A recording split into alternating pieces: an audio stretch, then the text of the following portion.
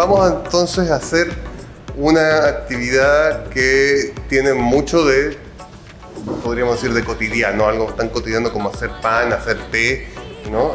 Pero que al mismo tiempo, si le damos una pequeña vuelta, si le damos un pequeño giro, esto se vuelve un laboratorio científico.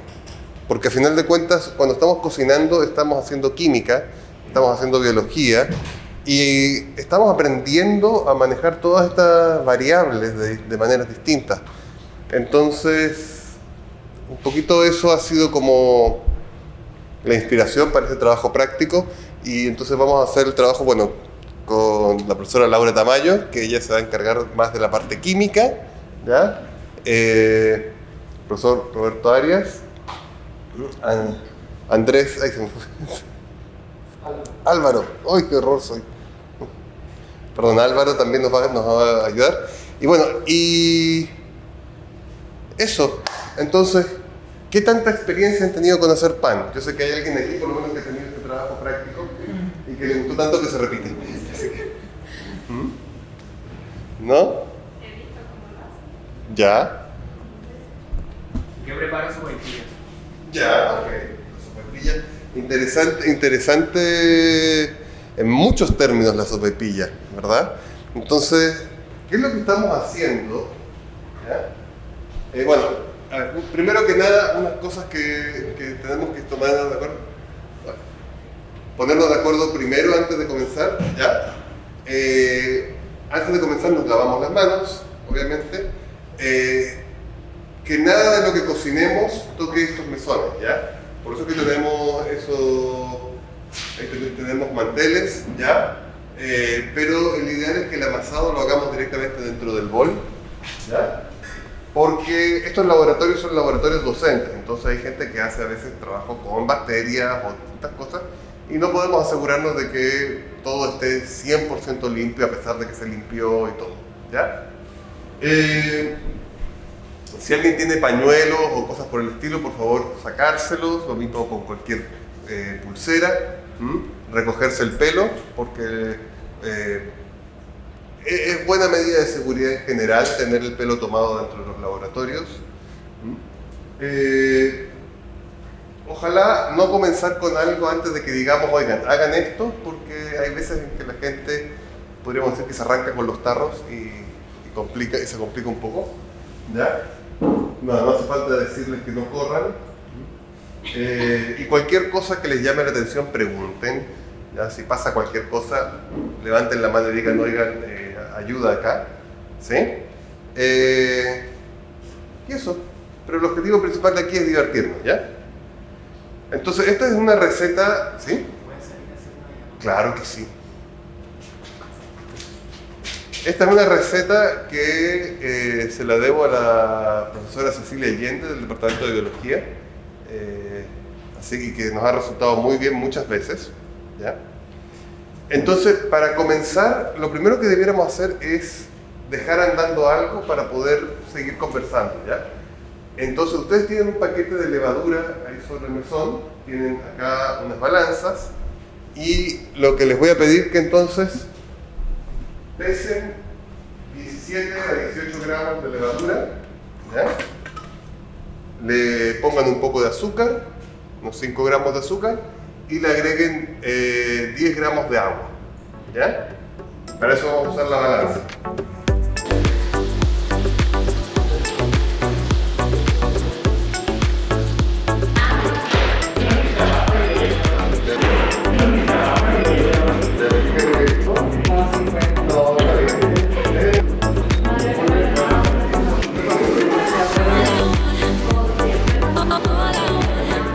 Cuando estamos haciendo pan, no es una cosa tremendamente terrible.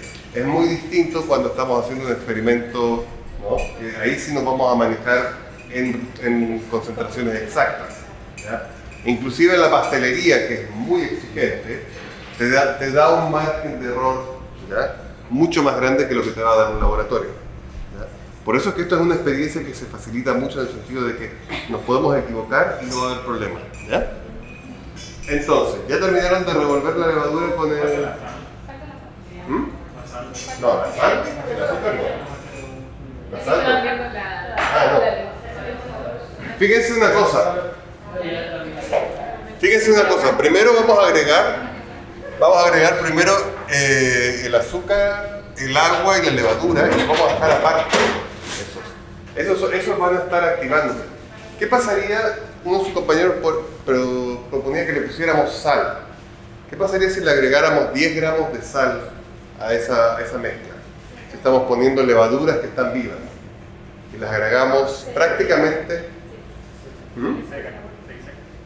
¿Cómo? Bajan un ambiente. Un ambiente salino que va a hacer que se... Exacto. Que por osmosis les va a quitar agua, ¿verdad?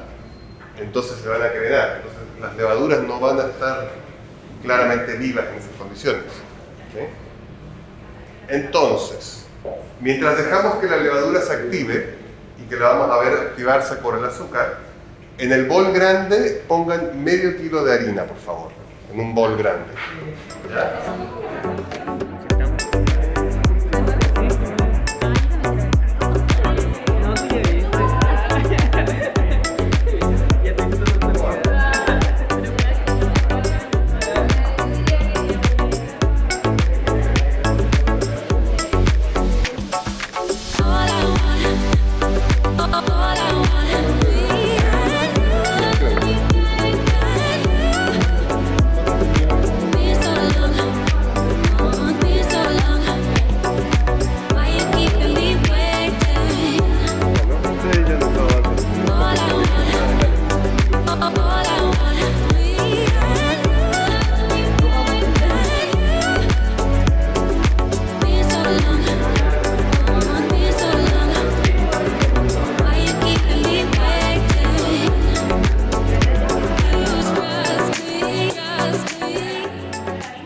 ¿Pudieron ver el microscopio de todas las personas? Sí. Ya.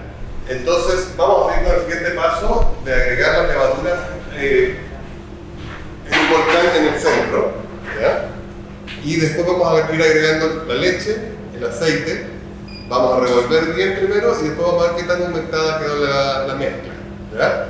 Si le falta leche, le vamos a agregar un poco más. ¿Sí? ¿Ya? Entonces vayan avanzando con eso.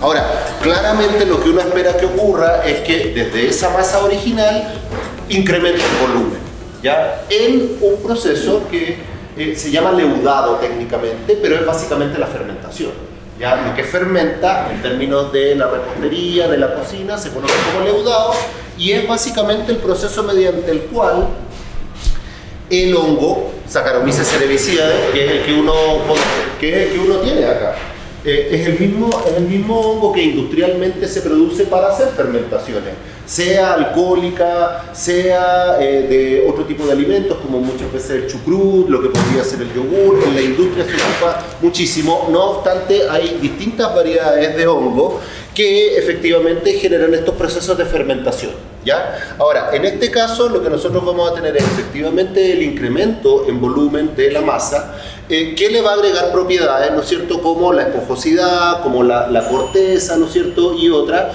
que al humano nos hacen bastante más palatable los productos que estamos consumiendo. Y ese sería uno de los elementos que yo me atrevo a decir que busca este taller de hacerse consciente de la calidad del alimento.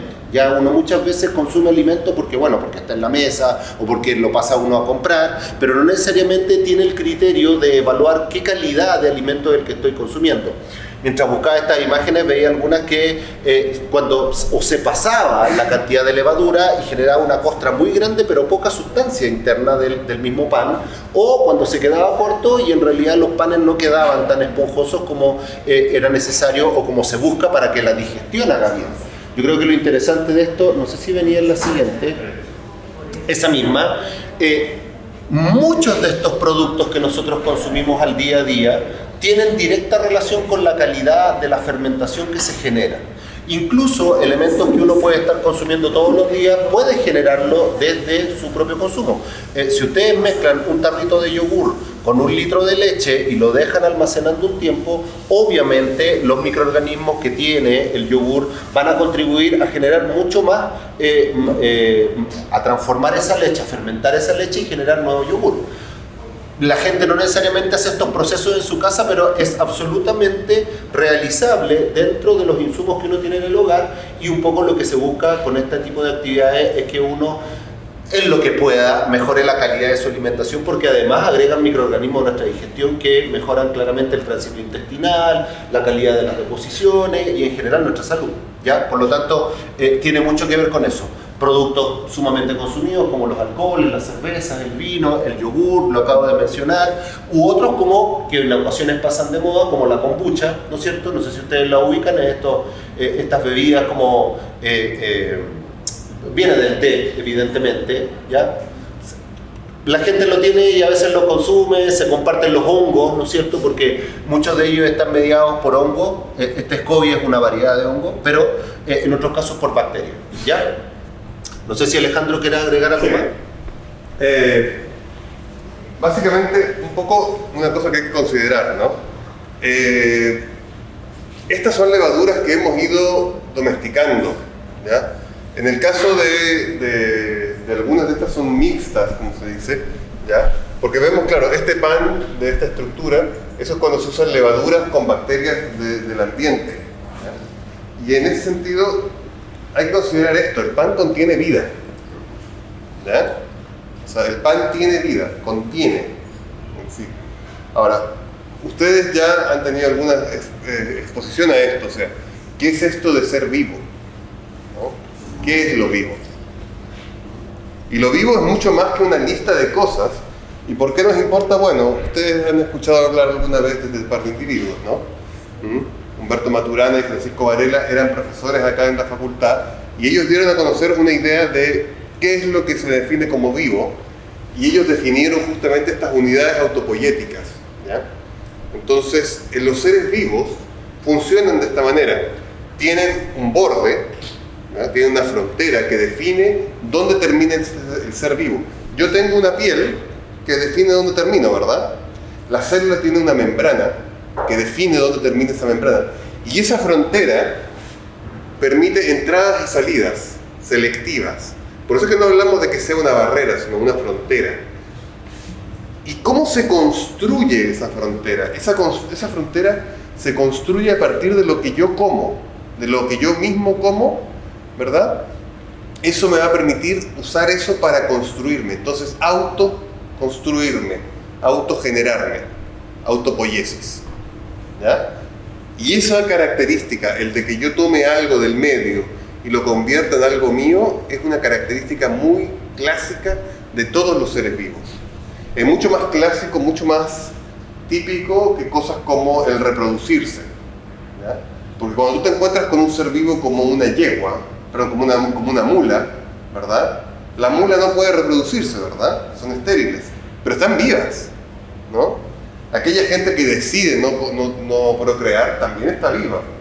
No porque tenga la capacidad o no de reproducirse quiere decir que está vivo o no está vivo.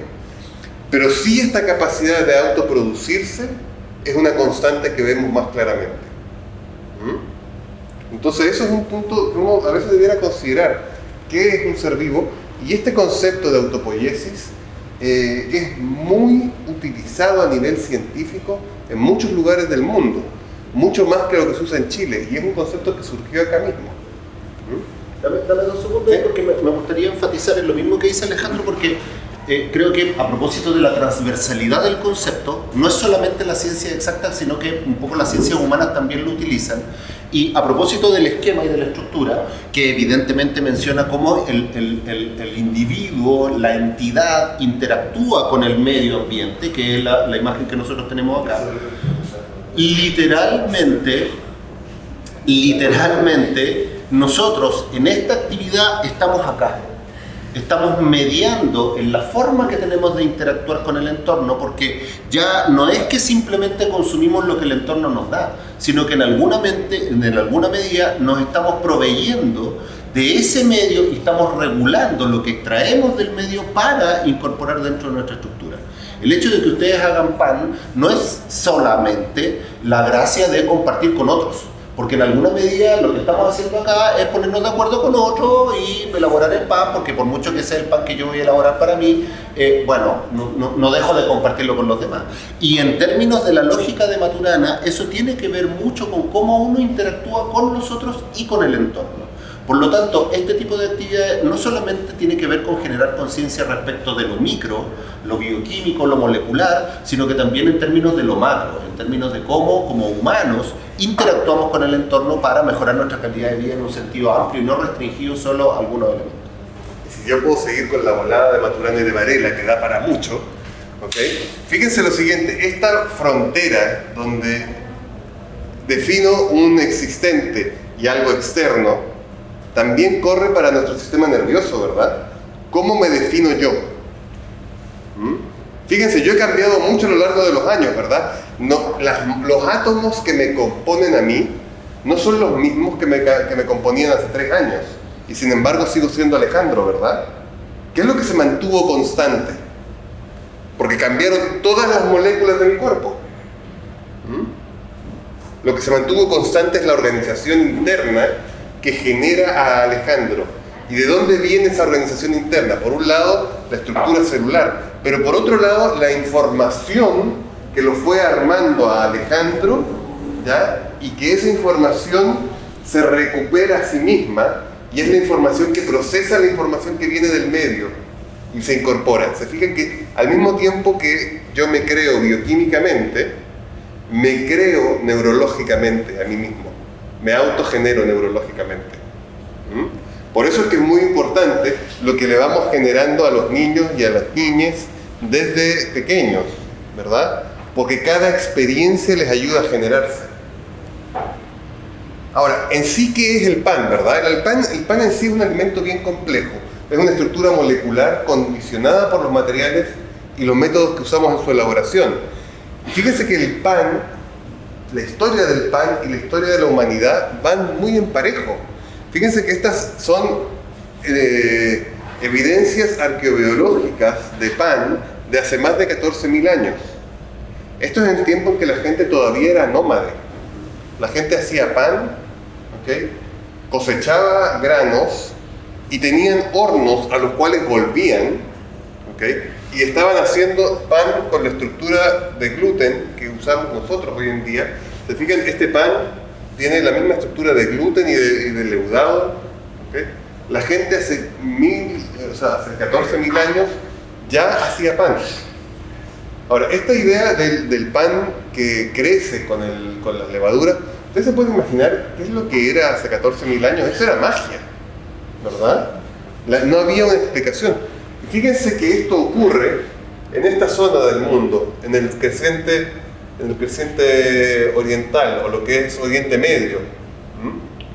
De hecho, este sitio arqueológico está acá, ustedes ven acá está Beirut, Jerusalén, Amán, Damasco y Shurbarja. Y aquí es donde se detectó esto. Estos eran gente que eran nómades, que iban y volvían. Y hay zonas en ese lugar que se han detectado templos, por ejemplo, que construyeron gente nómade, que son gigantescos y que siguen estando ahí. Ahora, ¿cuánto nos condiciona el pan? Piensen lo siguiente, cuando yo hablo de alguien que es un compañero o una compañera, es la persona con la cual yo comparto el pan, ¿verdad? Es una persona a la cual yo le voy a dar pan. ¿Por qué es importante eso? Porque antes de hacer el pan no era cosa de comprar la harina y todo nomás, ¿no? Fíjense de dónde viene el término cultura o cultivo, ¿verdad? Y la cantidad de simbolismos religiosos que tenemos. Eso ya estaría listo, yo lo dejaría y lo taparía con una hoja de papel. ¿Y qué es lo que estamos observando? Acá estamos viendo un tipo de planta que es una gramínea, ¿verdad? Y yo escuché que alguien venía saliendo del curso de botánica, ¿ya? Pero ¿qué cosa tienen las gramíneas? Son de las plantas más exitosas, ¿verdad? En los últimos 50 millones de años. O sea, por si no la reconocían, ahí tienen los dos cotiledones, ¿no? Ahora, no todas las gramíneas son capaces de formar gluten, ¿ya? Y fíjense qué es lo que tenemos. O sea, tenemos este tejido, el endosperma, que ustedes ya han estado viendo hasta el cansancio seguramente, ¿no? Que es triploide. Es genéticamente modificado con respecto al germen de trigo. La manera en que se germina, la manera en que se hace la fecundación, llegan dos núcleos del polen a fecundar un núcleo que va a dar origen al endosperma, ¿ya? Miento. Hay dos núcleos del endosperma que van a recibir un núcleo de polen y otro núcleo que lo va a recibir para el embrión. Y el embrión va a ser diploide y el endosperma triploide, ¿ya? Y eso va a ser justamente esta reserva de alimento. Por encima tenemos lo que va a ser la fibra, ¿verdad? Lo que va a ser la aleurona, creo que se llamaba, ¿no? Y que es básicamente cartón. ¿Y qué es lo que tengo que hacer yo? Tengo que lograr separarlos uno del otro, ¿no? ¿Y cómo se separa? Bueno, ahí tienen una señora que lo estaba separando a punta de molido de piedra. Te das cuenta que cuando tienes que romper cada uno de los granos así, compañero no es cualquiera, ¿no? No le compartes el pan a cualquier persona. En cambio después aparecen... Ay, no funciona. Perdón, pero este video lo bajé a propósito. Esto es cerca de Pichilemu, ¿okay? Es uno de los molinos que siguen funcionando acá en Chile. ¿Se fijan? Ahí está el agua del molino que hace girar la rueda, y esa rueda tiene un eje que hace girar esa piedra. ¿La ven cómo gira? ¿Ven cómo va cayendo ahí el grano de trigo? Esto se fijan que va moviéndose, entonces va golpeando y va dejando caer el grano de trigo de a poco. Y el grano va cayendo ahí en el centro, ¿sí? Y al ir cayendo, cae entre dos piedras, una que está girando, la otra que está fija. ¿Y se fijan cómo se va moliendo el grano y va saliendo la harina? Bueno, y esa es harina integral. Si tú ves las ciernes de distintas maneras, puedes ir separando harina cada vez más fina, hasta que tienes harina blanca. De hecho,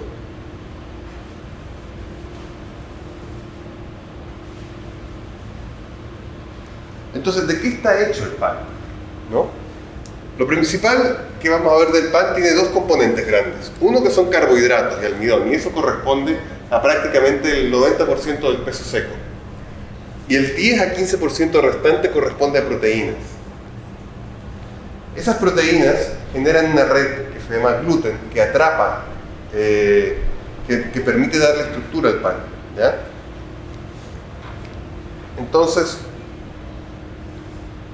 cuando ustedes tienen la gliadina y la gluteína, se fijan acá las tenemos, y agregamos agua, y comenzamos a entregarle energía a esto, ustedes van a ir formando uniones entre gluteína y gliadina, y ustedes pueden ir viendo cómo se va formando esta red de gluten.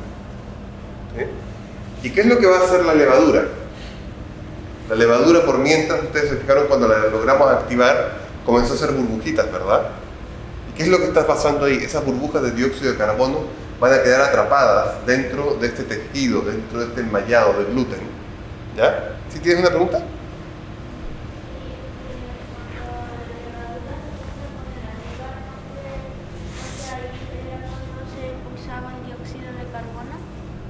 Claro, la levadura comienza a digerir el azúcar, ¿ya? Y al digerirla comienza a liberar dióxido de carbono.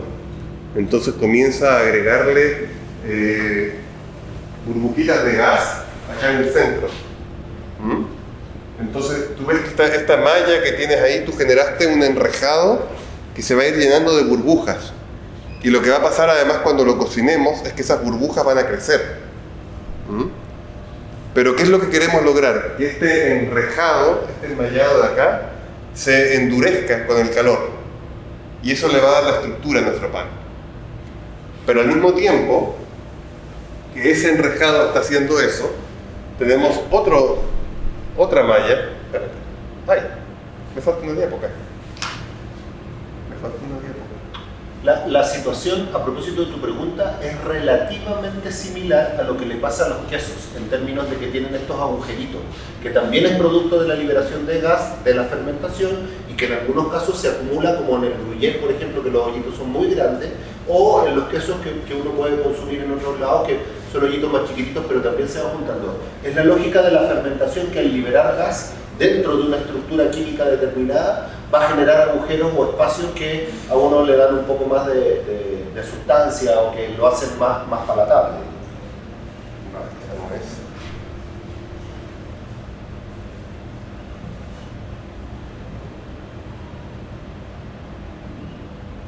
Fíjate, cuando la otra parte que tiene la harina, te fijas que es blanca, ¿verdad? ¿Tú has visto la maicena? ¿Te has fijado que también es blanca, no? La maicena es puro almidón, que es moléculas de este tipo. Una que se llama amilosa y otra que se llama amilopectina. Y son azúcares largos. Entonces cuando tú le agregas agua, estos se hinchan de agua. ¿Sí? Y como son enredados, también, te fijas así, cuando tú les agregas calor, se rompen y se hinchan más.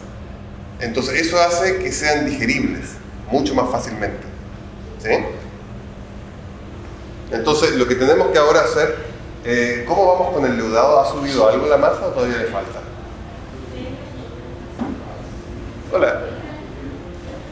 ¿Logró subir algo la masa o todavía le falta? No ha subido mucho. Pónganla sobre los hornos que ya los tenemos calientes, entonces eso les va a ayudar un poquitito. Por encima del horno, pero tapadito todavía. Sí, ponla sobre el horno, encima del horno. ¿Ya? ¿Vemos la parte del dedo mientras, te parece? ¿Sí? Entonces, mientras dejamos que leude un poquito más, veamos la otra parte del té conciencia, que va a ser justamente el té. Ya, chicos. ¿Todos han tomado un tecito aquí, verdad? Sí. ¿Y han pensado químicamente qué ocurre ahí? ¿O cómo podrían clasificar esa mezcla de agua con hojas de una planta? ¿O siempre se han tomado el tecito sin pensar nada? Sí, como infusión. No sé si es color. Vamos a discutir qué es. Ya podrían ser varias cosas, dependiendo del punto de vista en que lo miremos. Pero, ¿han escuchado del término disolución? No. ¿Sí? Sí.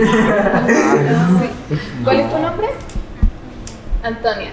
¿Has escuchado en el colegio el término disolución? Disolver, ¿sí? ¿Me podrías dar un ejemplo como de algo que tú hayas visto en el día a día? Como el tubo de sobre que lo pones y se disuelve con el agua y se mezcla. Muy bien. Antonio nos dice cuando uno compra un jugo en polvo, lo pone en el agua, se disuelve. Es decir, nosotros vemos que desaparece la formación de esos cristales y después vemos algo que es homogéneo. ¿Sí o no? Sí. ¿Antonio sabe lo que es homogéneo? Que en todo el cuerpo o en la región de ese líquido, todo es de la misma composición, visualmente. Es decir, si usted tiene un jarro con el jugo que preparó, todo lo que ve en ese volumen del jarro lo ve del mismo color, ¿verdad? ¿Qué sería un ejemplo de heterogéneo, de algo que sería distinto a eso? Una ensalada, ¿verdad? ¿Y cómo sabe que es heterogéneo? Porque se ven todos los ingredientes, ¿verdad? Y uno ve cambios de color, o sea, hay diferencias en los colores, las texturas, ¿verdad? Ya, pero si volvemos a la disolución. La disolución per se debe ser homogénea, por lo menos visualmente. Ahora bien, volvamos al tecito. ¿El tecito sería una disolución? Sí. ¿Por qué? Está diluyendo en agua, ¿no? Sí. ¿Y es homogéneo el tecito? Sí, no. Depende. En principio sí. Depende de qué le dientes. Claro, porque en alguna parte del té, como al principio, por ejemplo, si uno llega y lo deja nomás, como que el té se empieza como a precipitar en algún momento. Claro. Pero si uno lo revuelve, ya se vuelve mucho más homogéneo. Justamente.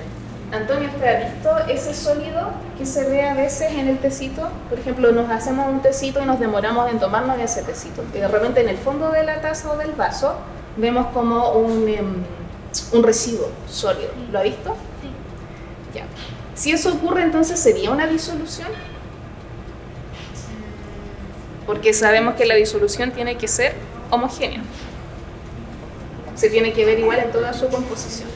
Sería homogéneo ya que es de distinto color porque se disuelve, pero como es plástico y a veces se pone bolsita y todo eso, por eso se pone ahí para que se vea del mismo color y no se queden los residuos abajo. Muy bien, excelente. Un aplauso para Antonio. Ya. Entonces, habría discusión sobre si es disolución o en qué momento sí lo sería y en qué momento no, ¿verdad? Entonces, ahí uno podría pensar que hay factores que intervienen en algo que se llama la solubilidad de un sólido o de un soluto. Entonces, si en este caso el té son, imagínense, moléculas que provienen de la hoja de una planta, por ejemplo el Ceilán, el té Ceilán, entonces debiésemos pensar que esos componentes que salen de la hoja se debiesen solubilizar. ¿Qué es solubilizar? Que las moléculas de agua se orienten alrededor de esa molécula y que le permita entonces pasar a una fase líquida. Si es sólido, pasar a una fase líquida. Por eso, al principio, cuando nosotros agregamos agua caliente a hojas del té, vemos una coloración que es homogénea y ahí claramente tenemos una disolución. Pero es porque las moléculas de agua entonces se orientaron alrededor de las moléculas que están presentes en la hoja del té. Pero ahí hay que ser conscientes de que hay una extracción, es decir, las moléculas salieron de la hoja, del sólido, y pasaron al líquido. Muy bien. Ya.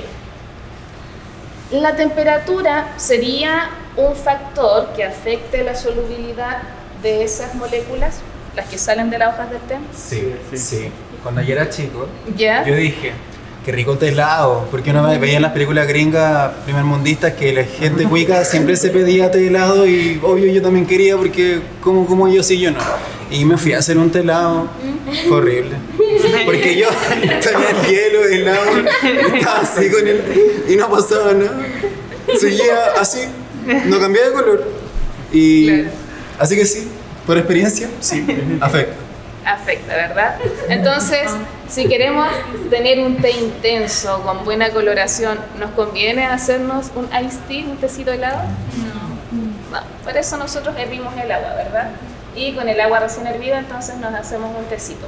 Dependiendo del té, a veces conviene hacerlo con un agua con temperatura de 90 grados, si es una infusión como una manzanilla, tal vez sea conveniente hacerlo a 80 grados, y ahí hay distintas recomendaciones, pero es mejor que sea con agua caliente.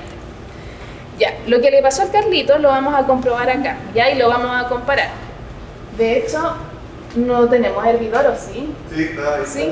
Ah, ya, vamos a calentar agüita entonces. Pero Ah, no vi a alguien hacerlo. tomando mate, ¿no?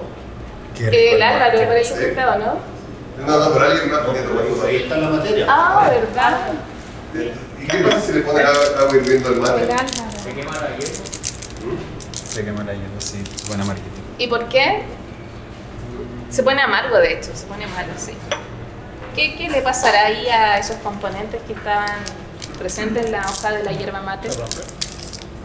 ¿Sí? Claro. Libera ¿Cuál más sería un moléculas. sinónimo de que se rompe? Como científicamente, ¿o qué? Sí, puede ser un poco científico. Se degrada. Se degrada. Así es. Ya, fíjense, vamos a hacer la comparación. Tenemos 2 bolsitas de té, a uno le vamos a agregar agua caliente y al otro agua fría. Ya sabemos lo que va a pasar porque el Carlito ya nos adelantó y probablemente más de alguno ya le ha pasado esto, ¿ya? Pero ahora lo vamos a confirmar. Vamos a esperar a que nos traigan eso, el agüita caliente. Ah, qué regio. Apareció la agua que no tuvimos que hacer nada. Esto es como en la televisión.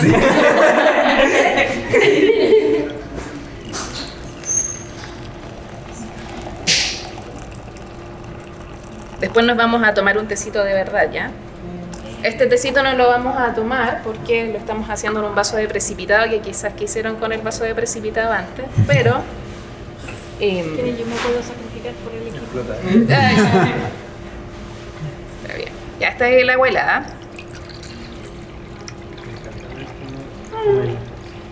Sale de la voz. Sí, sale. Vamos a sacar. Como que queda así como mirando. Impresionado. Y ahí la estamos a poner por ahí. ¿Viste cómo sale? Como muy bien.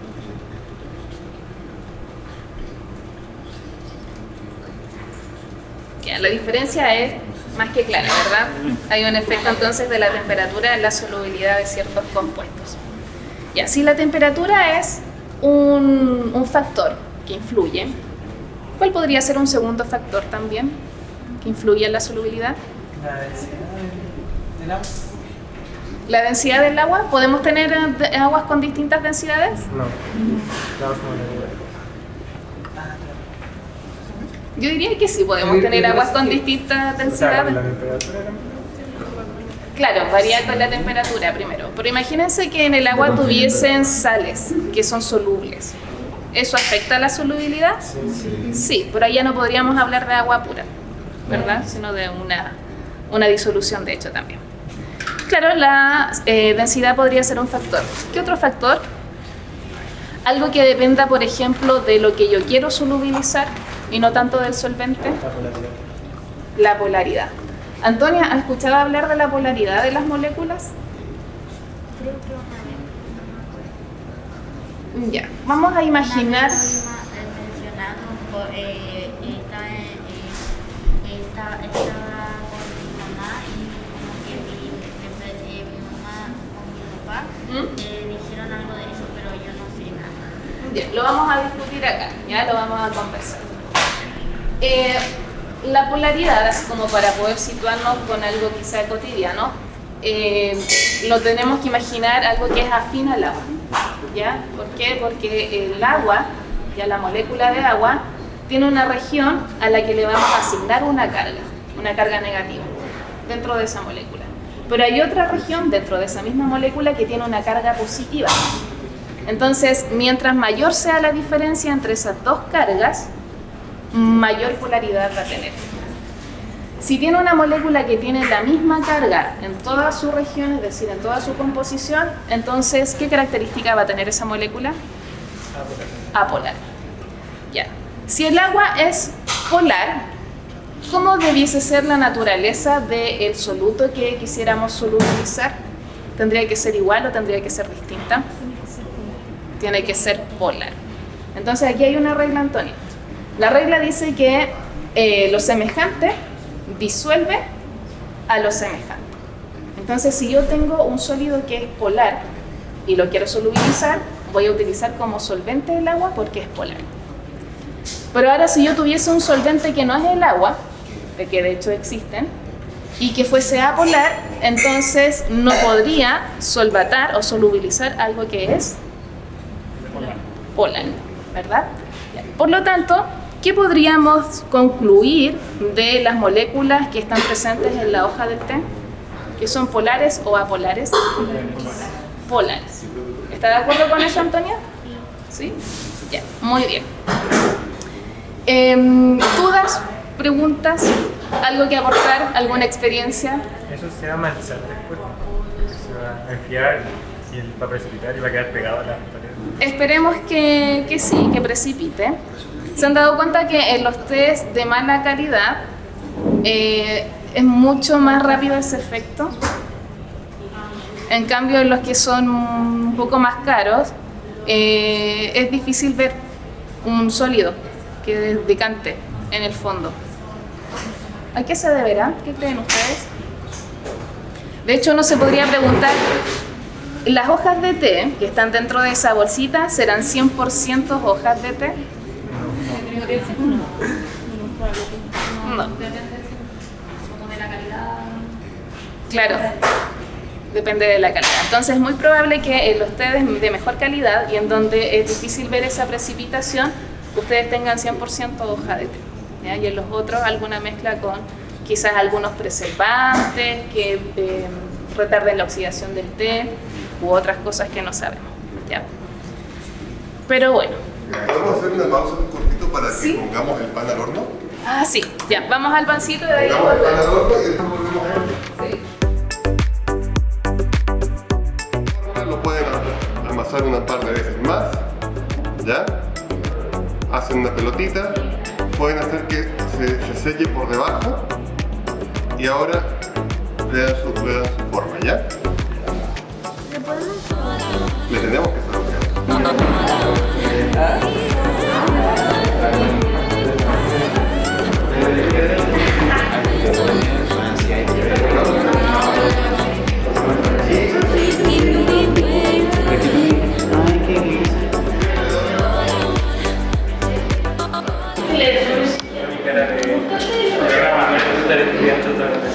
Si quieres ver haciendo fíjense en una cosa, mira una cosa que voy a hacer. Atentos a una cosa que voy a hacer al poner al horno. Miren que voy a hacer una cosa que...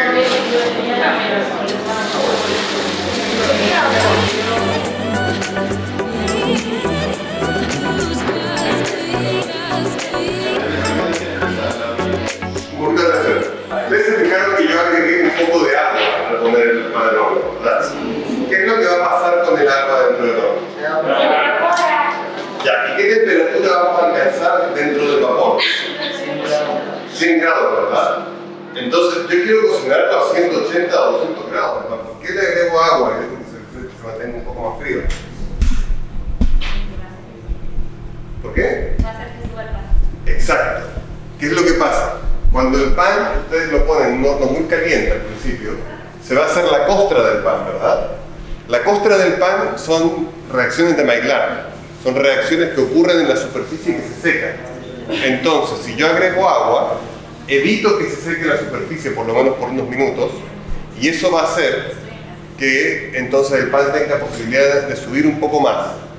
¿Y cómo vemos las reacciones de Maillard? Ustedes las han visto cuando cocinamos algo, ¿verdad? Son reacciones que ocurren a 140 grados o más y son sensibles a pH, ¿verdad? Entonces, ¿qué tal si ponemos a cocinar cebolla? ¿Okay? Que ya veo que hay gente que está esperando que lo hagamos y vemos cómo depende del pH la reacción de Maillard.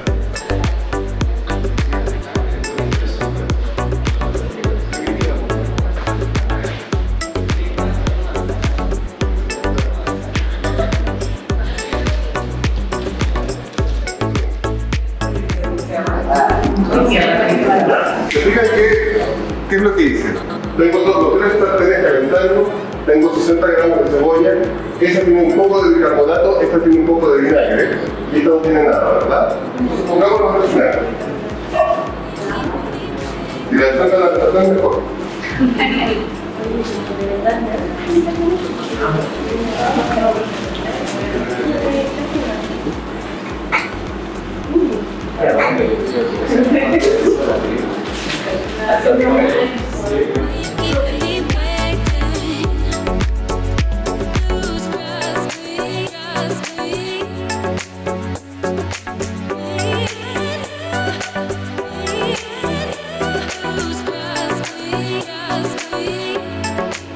¿Ven la diferencia de color?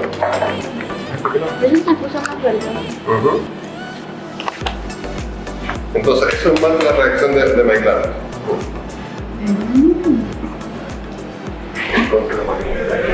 Atentos acá, por favor. Ok. Tenemos crema. ¿Ya? ¿Qué es lo que le va a ir muy bien al pan? Mantequilla. Hagamos mantequilla.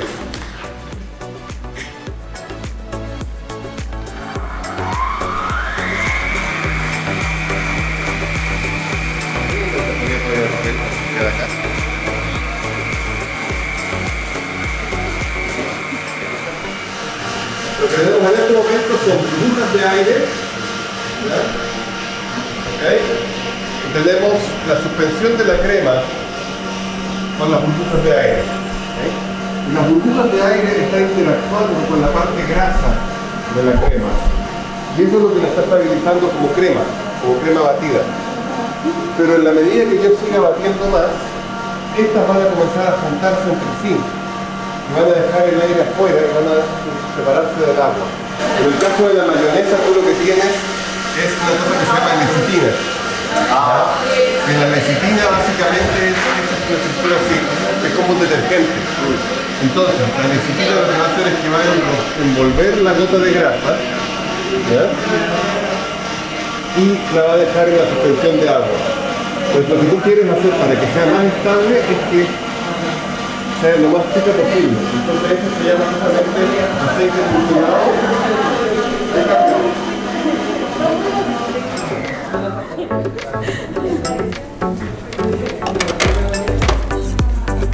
Gracias. ¿Ves? ¿Qué es lo que tenemos acá? ¿Eso es mantequilla? ¿Qué crees? Sí. Te fijas que cuando la aprieto todavía le sale un poco de agua, ¿verdad? Esta leche que queda ahí es lo que llaman los norteamericanos leche de mantequilla, buttermilk. Y la usan para cocinar cosas como tortas que sean con mucha grasa, como por ejemplo ¿cómo se llama? El Red Velvet. ¿Han visto las tortas Red Velvet alguna vez?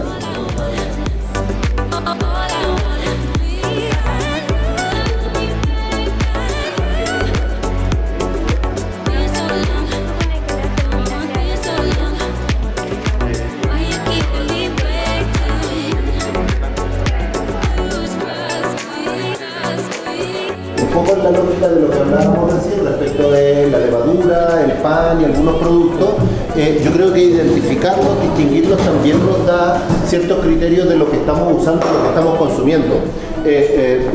Uno pensaría que eventualmente los alimentos embutidos, sobre todo los industriales, no fueran una emulsión, y de verdad lo son. Se genera una pasta en la cual el producto se va filtrando, obviamente está intervenido mucho por la industria y en ese sentido nuestra salud no se ve afectada, pero de verdad no necesariamente tienen la condición que uno cree que tienen de sanidad.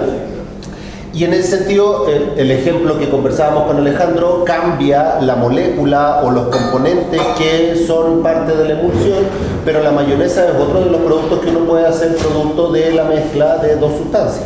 ¿Ya? Y en ese sentido hay algunos tipos de relleno, la cobertura de chocolate, los aderezos para la ensalada, incluso me atrevería yo a decir que ciertos productos de estética, ¿no es cierto? Las cremas, los champúes, los bálsamos, tienen esta lógica de emulsionar, ¿no es cierto? Uniendo una fase acuosa que tiene cierto tipo de producto con otra que es de sustancias orgánicas o coloides. Ya químicamente, científicamente, eso es lo que caracteriza las emulsiones y está mucho más frecuente en nuestro cotidiano.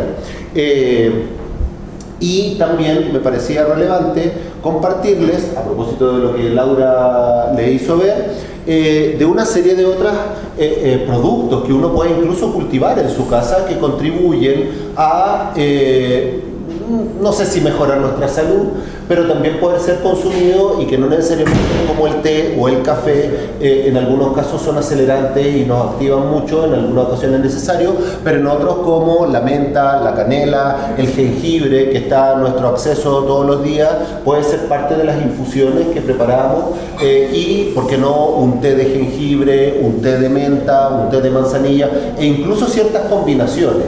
Lo que sí yo creo que es clave en esta ocasión, como se lo explicó Laura obviamente, es resguardar la temperatura a la que uno prepara esta infusión. Yo creo que si bien es cierto uno siempre la va a poder tomar, siempre la va a poder consumir, pero claramente es mucho mejor para nuestra salud y en la medida en que nos hacemos conscientes en qué rango térmico estamos haciendo los extractos, es que vamos a poder disfrutar de un té de mayor calidad y de mejor condición para nuestro organismo. Yo creo que en ese sentido no es malo explorar, hay una gran cantidad de fuentes por las cuales uno puede ver sustancias cotidianas, plantas que tiene dentro de su casa y por qué no sacarle una puntita a la menta menta, ¿no es cierto?, junto con un poquitito de manzanilla y la canela que uno tiene en su casa y prepararse una infusión que hasta puede experimentar respecto de qué beneficios nos puede tener, porque literalmente mal no nos va a hacer. Así que en ese sentido me parece relevante compartir parte de esta condición cotidiana que a veces uno o no sabe por qué, que te llegó por tradición, y siempre complejizar el conocimiento nos hace bien como especie, como humano. Un solo punto sobre esto, ¿no? O sea, igual hay que tener ojo con algunas, porque por ejemplo el anís estrella se está retirando mucho porque hay gente a la cual le produce convulsiones, ¿ya? Entonces hay que de repente hay que leer un poquitito antes de hacerlas. Sí, yo tengo entendido que la ruda, por ejemplo, también en ciertos casos, mujeres embarazadas no se recomienda. Sí, también. O sea, por eso insisto, es para explorar y para revisar qué de lo que tenemos a nuestro alrededor nos puede servir y nos puede contribuir a nuestra salud. ¿Ya? Eso.